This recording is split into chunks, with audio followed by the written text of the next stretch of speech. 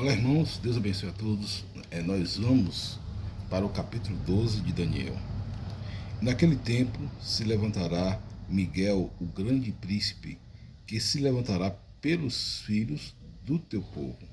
E haverá um tempo de angústia, na qual nunca houve, desde que houve nação até aquele tempo.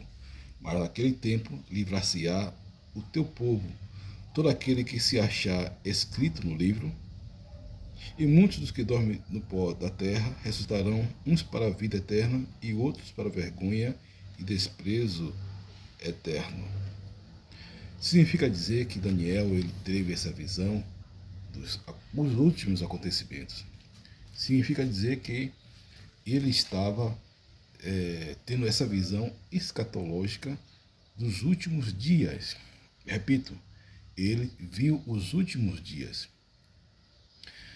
A profecia, a visão, a revelação, como se fosse, por exemplo, hoje, uma pessoa, nós estamos no ano 2023.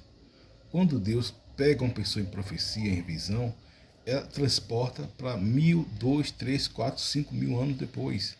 Não importa o tempo que a pessoa esteja. E Daniel, ele viu o que iria acontecer. E muitos dos que dormem no pó da terra ressuscitarão, uns para a vida eterna e outros para a vergonha e desprezo eterno. É aquela passagem que diz que os que tiverem, nos foram lançados no livro da vida, serão lançados no fogo do inferno, no lago de fogo. A escolha, Deus, a vida é um presente que Deus deu a você. O que você faz com ela é um presente que você dá a Deus. Os entendidos, pois, resplandecerão como o resplendor e firmamento, e os que muitos ensinam a justiça refugirão como as estrelas sempre eternamente. Ou seja, a Bíblia fala que nós devemos brilhar como astros desse mundo. E você brilha, você não brilha nas trevas, você não brilha na luz, você brilha nas trevas. E a Bíblia fala que as estrelas, os entendimentos, pois, resplandecerão como o resplendor do firmamento. E os que muitos ensinam a justiça refugirão como as estrelas sempre, eternamente. Você vai brilhar, o evangelho vai ser pregado em todo o mundo e depois virá o fim. E tu, Daniel, fecha essas palavras e sela este livro. Até o fim do tempo, muitos correrão de uma parte para outra e a ciência se multiplicará. Muitos correrão de uma parte para outra e a ciência se multiplicará. Não precisa dizer o tamanho da ciência que nós temos hoje. Hoje um celular, hoje um tablet, ele tem um poder poderosíssimo. Um simples celular, por mais simples que seja, tem um poder de última geração que se pega o pior celular há 500 anos atrás, é a coisa mais fantástica que existiria naquele tempo, ou até 100 anos atrás. Mas o que ocorre? Por quê? Porque a ciência se multiplicou. Em todos os lugares a ciência tem se multiplicado, em todos os lugares a ciência ela tem se expandido. E você vê que se falam em tudo, se falam em tudo, em tudo. Hoje tem robôs que falam, robôs como se fossem humanos, carros automáticos, carros autônomos, ou seja, que tomam decisões por si só, claro, atrelado à inteligência artificial. É o mundo que nós estamos vivendo, o mundo da internet, do Wi-Fi, e não somente isso, da mimo tecnologia, as tecnologias profundas e com profundidades no tempo que nós estamos vivendo hoje. Você pega um celular hoje, o celular faz coisas absurdas. Você pega um tablet hoje, um tablet faz coisas absurdas. Você pega um computador hoje, faz coisas absurdas.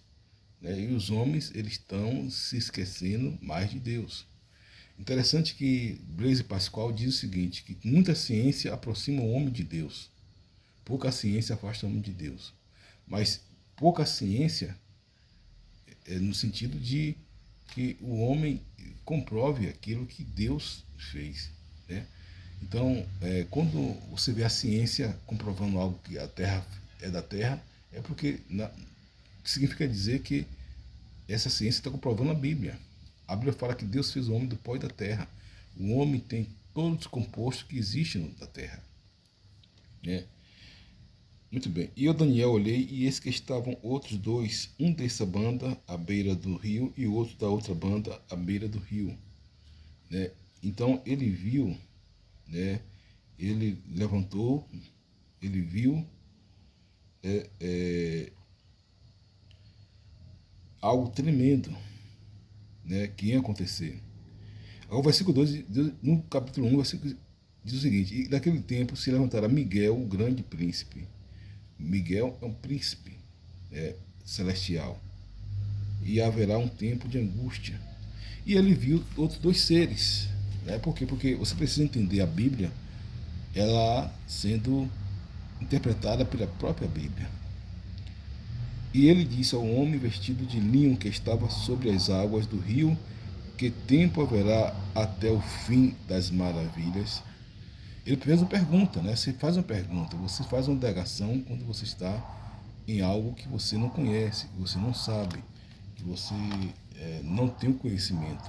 Você faz uma indagação, né? E ele disse ao homem vestido de linho fino: que tempo haverá até o fim das maravilhas?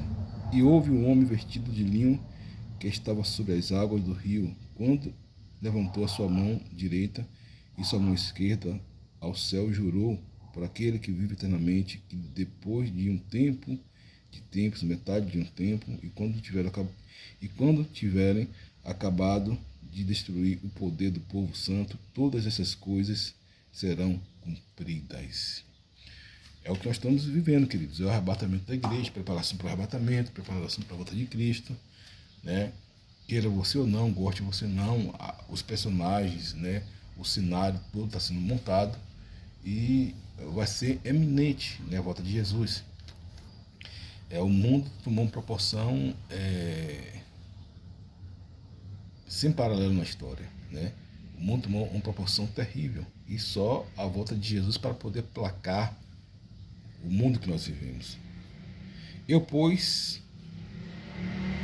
ouvi, não entendi porque por tudo isso eu disse: Senhor meu, qual será o fim dessas coisas? E ele disse: vai, Daniel, porque as palavras estão fechadas e seladas até o tempo do fim. Muitos serão purificados, embranquecidos e provados.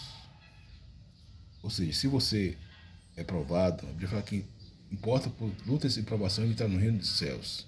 Importa por lutas e meio de provações entrar no reino dos céus. Né? Branqueados, né? O sangue de Jesus nos purifica nossos pecados. E purificados. O cara está salvo, mas ele vai ser purificado pelas provações, pelos testes da vida, né? Enfim. E desde o tempo em que o contínuo sacrifício foi tirado, posto a abominação desoladora, haverá 1295 dias. Aqui será o período do anticristo, 3 anos e meio, né? E bem-aventurados aqueles que esperam até os 335 dias, vai ser mais 45 dias de juízo, limpeza espiritual, né? Um sacrifício aqui, no caso, vai ser uma limpeza espiritual, no qual será um sacrifício vivo a Deus, né? Onde as nações vão louvar a Deus com incenso de louvor e adoração. Tu, porém, vai até o fim, porque repousas e estará na tua sorte no fim dos dias. Então, e aqui termina o livro de Daniel, que é um livro poderosíssimo. Alguém me perguntou sobre as 70 semanas de Daniel. Veja só. As 70 semanas de Daniel é algo muito pertinente, muito contundente, porque fala sobre algo que vai acontecer, né? Alguns teólogos, eles dizem que as 70 semanas de Daniel é o período onde Neemias, né, desde a restauração do muro de Neemias levou a restauração, a ordem para a restauração, até o nascimento do ungido e até a morte do ungido e a sua ressurreição, né? Então dá um período de Esdras, né? E Esdras e Neemias foram conterrâneos, né? E foram oriundos da Grécia, né? Ou melhor, do Medo Persas, que foram 420 anos antes de Cristo, e a profecia bateu muito bem batida, né? Diz aqui, olha, 70 semanas estão determinadas sobre o teu povo, sobre a tua santa cidade, para extinguir as transgressões e dar o fim ao pecado, e para espiar a iniquidade, trazer a justiça eterna e selar a visão e a profecia, para ungir o santo dos santos, que é Cristo Jesus. Os reis magos ungiram. Sabe, entende, desde a saída, né, desde a saída da ordem para restaurar, para edificar Jerusalém, através de quem? De Neemias, Zorobabel e Esdras, até o Messias, o príncipe, que é Jesus, né? 7 semanas e 72 semanas. As ruas e as tranqueiras se edificarão, mas em tempos angustiosos. Depois veio o soldado Tito, né, que fez uma hecatombe em Jerusalém. E depois das 60 semanas, 2 semanas, será tirado o Messias. O Messias aqui é Jesus. Ele morreu, mas ressuscitou, né? E não será mais. E o povo do príncipe que há de vir destruirá a cidade e o santuário, e o seu fim será uma inundação, e até o fim haverá guerra. Estão determinados as assolações. Veja bem, aqui fala de 2 períodos. O período de Tito, que é o príncipe do povo, qual foi expulso por Judas Macabeus, e também um período do anticristo que nós vamos passar, né? Porque a Bíblia ela tem tipificações. E ele firmará um concerto com muitos por 1 semana, quer dizer, 3 anos e meio, vou fazer um concerto com a humanidade. E na metade da semana fará cessar o sacrifício e a oferta de manjares. Sobre as asas da abominações virá o assolador. Ou seja, ele vai enganar as nações. E isto até a consumação. E o que está determinado será derramado sobre o assolador. E aí vem os desdobramentos das profecias. Por quê? Porque a profecia bíblica ela se desdobra em vários segmentos, em vários processos, em várias etapas, em várias vertentes, né? Então a escatologia é um livro muito delicado, não apenas o básico, né? Você vai ver no capítulo 10, ele vai falar sobre como vai começar o Império Romano, né, com Júlio César, que foi considerado o primeiro imperador, mas não foi imperador, foi um general que toma o poder e dá um golpe de Estado, toma o poder, né? E Júlio César, ele também sofre um golpe de Estado, né, por Marcos Antônio, e outro, se não me engano, o nome, não foi aqui memória o personagem, e ele dá o golpe contra Júlio César, né, que é o Marcos Antônio, e Otaviano Augusto, que de fato se torna o primeiro imperador romano. Otaviano Augusto, ele se torna o primeiro imperador romano. Só que Marcos Antônio, ele se associa lá com Cleópatra, se apaixona por Cleópatra, e Cleópatra induz a ele a deixar toda aquelas coisas, né, que de origem romana, de sorte que eles, né, alguns dizem, né, a teoria que eles se suicidaram, né, em uma caverna. Né? Mas, apesar da fidelidade a Otaviano Augusto, que foi o primeiro imperador de Roma. Não foi Júlio César, foi Otaviano Augusto. Isso significa dizer que Otaviano Augusto ele reinou, né, no período de Jesus. Foi praticamente onde Jesus nasceu. Né? O rei era Otaviano Augusto e teve até uma sintonia, uma harmonia, né, com não no Império Romano, mas dos imperadores. Né? Jesus nasceu na ascendência dos imperadores. Qual é Israel? Israel sempre houve a nação de Israel, mas Israel teve juízes, né, teve profetas, as leis guiavam o país, os profetas guiavam o país, até o povo pedia um rei, e Deus deu o primeiro rei, que foi Saul, depois Davi, depois dezenas de outros reis. De igual modo foi o Império Romano, né, que era governado por leis, né, pelo Senado, né, pelo Senado e pelos generais.